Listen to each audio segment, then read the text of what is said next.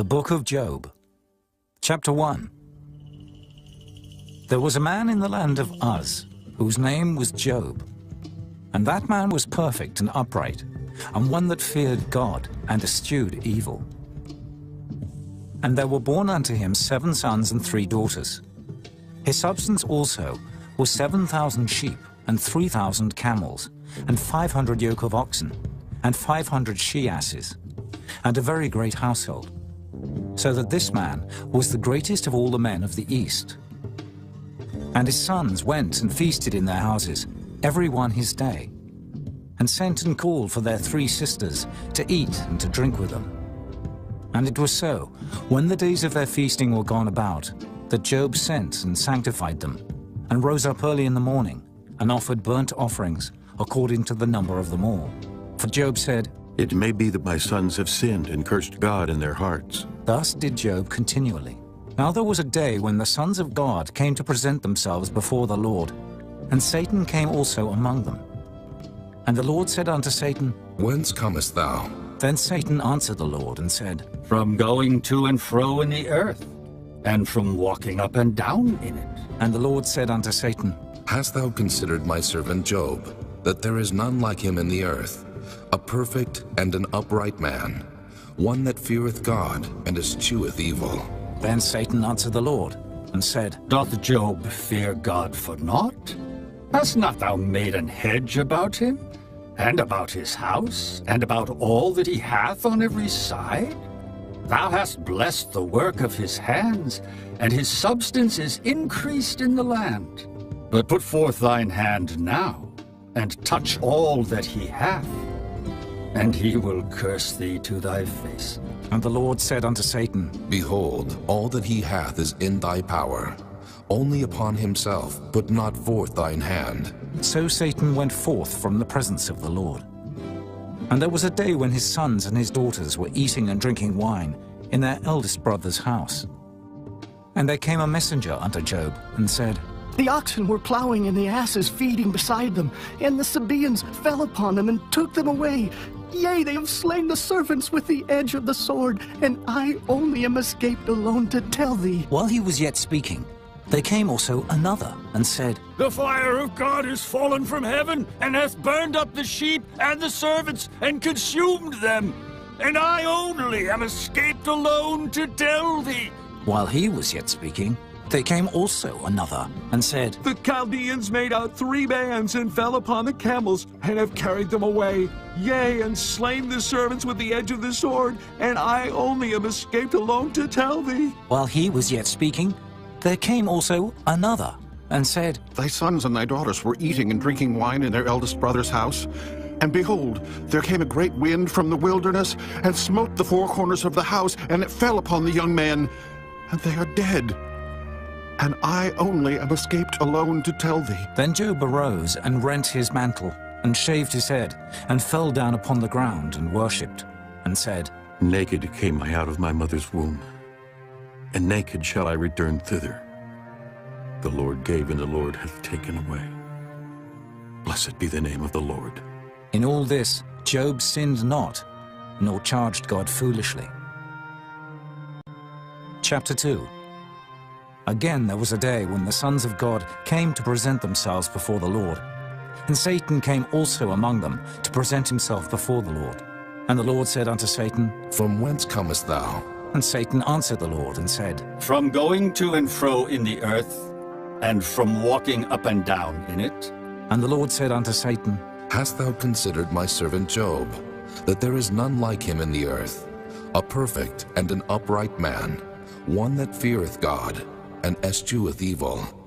And still he holdeth fast his integrity, although thou movest me against him, to destroy him without cause.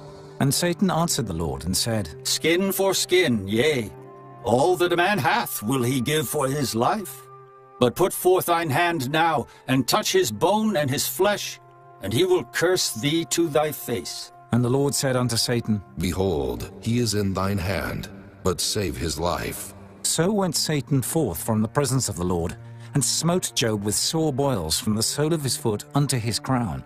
And he took him a potsherd to scrape himself withal. And he sat down among the ashes. Then said his wife unto him, Dost thou still retain thine integrity? Curse God and die. But he said unto her, Thou speakest as one of the foolish women speaketh. What? Shall we receive good at the hand of God, and shall we not receive evil? In all this did not Job sin with his lips. Now when Job's 3 friends heard of all this evil that was come upon him, they came every one from his own place, Eliphaz the Temanite, and Bildad the Shuhite, and Zophar the Naamathite, for they had made an appointment together to come to mourn with him and to comfort him. And when they lifted up their eyes afar off, and knew him not, they lifted up their voice and wept. And they rent every one his mantle, and sprinkled dust upon their heads toward heaven. So they sat down with him upon the ground 7 days and 7 nights, and none spake a word unto him, for they saw that his grief was very great. Chapter 3. After this opened Job his mouth, and cursed his day. And Job spake and said, Let the day perish wherein I was born, and the night in which it was said, There is a man-child conceived. Let that day be darkness. Let not God regard it from above, neither let the light shine upon it. Let darkness and the shadow of death stain it. Let a cloud dwell upon it, let the blackness of the day terrify it. As for that night, let darkness seize upon it.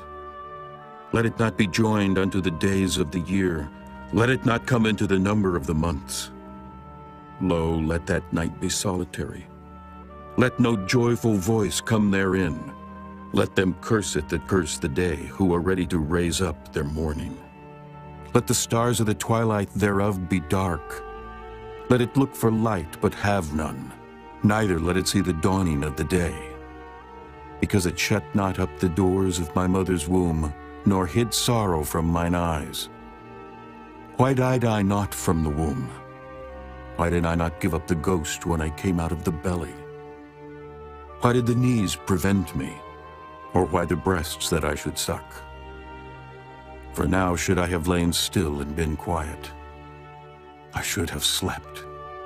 Then had I been at rest, with kings and counselors of the earth which built desolate places for themselves. Or with princes that had gold, who filled their houses with silver. Or as an hidden, untimely birth I had not been. As infants which never saw light, there the wicked cease from troubling, and there the weary be at rest. There the prisoners rest together. They hear not the voice of the oppressor. The small and great are there, and the servant is free from his master. Wherefore is light given to him that is in misery, and life unto the bitter in soul, which long for death, but it cometh not, and dig for it more than 4 hid treasures, which rejoice exceedingly, and are glad when they can find the grave. Why is light given to a man whose way is hid, and whom God hath hedged in? For my sighing cometh before I eat, and my roarings are poured out like the waters. For the thing which I greatly feared is come upon me, and that which I was afraid of is come unto me. I was not in safety, neither had I rest, neither was I quiet. Yet trouble came. Chapter 4. Then Eliphaz the Temanite answered and said, If we essay to commune with thee, wilt thou be grieved? But who can withhold himself from speaking?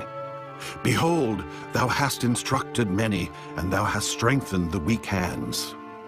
Thy words have upholden him that was falling, and thou hast strengthened the feeble knees. But now it is come upon thee, and thou faintest. It toucheth thee, and thou art troubled. Is not this thy fear, thy confidence, thy hope, and the uprightness of thy ways? Remember, I pray thee, who ever perished being innocent, or where were the righteous cut off? Even as I have seen, they that plow iniquity and sow wickedness reap the same. By the blast of God they perish, and by the breath of his nostrils are they consumed. The roaring of the lion, and the voice of the fierce lion, and the teeth of the young lions are broken. The old lion perisheth for lack of prey, and the stout lion's whelps are scattered abroad. Now a thing was secretly brought to me, and mine ear received a little thereof. In thoughts from the visions of the night, when deep sleep falleth on men, fear came upon me, and trembling which made all my bones to shake. Then a spirit passed before my face, the hair of my flesh stood up. It stood still, but I could not discern the form thereof. An image was before mine eyes. There was silence, and I heard a voice saying, Shall mortal man be more just than God?